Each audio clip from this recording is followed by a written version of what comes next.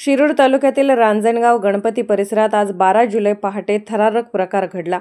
सकाळी केवळ 20 मिनिटांच्या आत तिघा अज्ञात इसमांनी थेट गाडी अडवून धारदार शस्त्र दाखवत तब्बल 1,77,600 रुपये किमतीचे सोन्याचे दागिने आणि रोख रक्कम जबरीने लुटून नेली। ही घटना हॉटेल गार्गी समोर सकाळी 4:20 ते 4:40 दरम्यान घडली।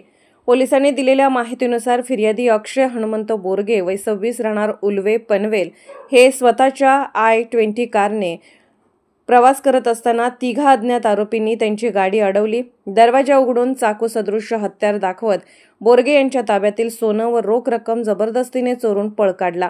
घटनेची माहिती मिळताच रांजणगाव पोलीस स्टेशनचे निरीक्षक MS Waghmode, PSI Shivaji Munde, PSI Avinash Thorat आणि DB पथक घटनास्थळी दाखल झाले। CCTV फुटेज मिळाले असून आरोपींचा शोध सुरू आहे। घटनास्थळी विविध तपास पथकांची नियुक्ती करण्यात आली असून अधिक तपास PSI शिवाजी मुंडे करत आहेत। हा प्रकार पाहता रांजणगाव परिसरात दहशतीचं वातावरण पसरलं असून दिवसाढवळ्या अशा फिल्मी स्टाईल लुटीने नागरिक भयभीत झाले आहेत। पोलिसांकडून आव्हान घटनेबाबत कोणाकडेही माहिती असल्यास तात्काळ रांजणगाव पोलीस ठाण्याशी संपर्क साधावा असे सांगण्यात आले आहे।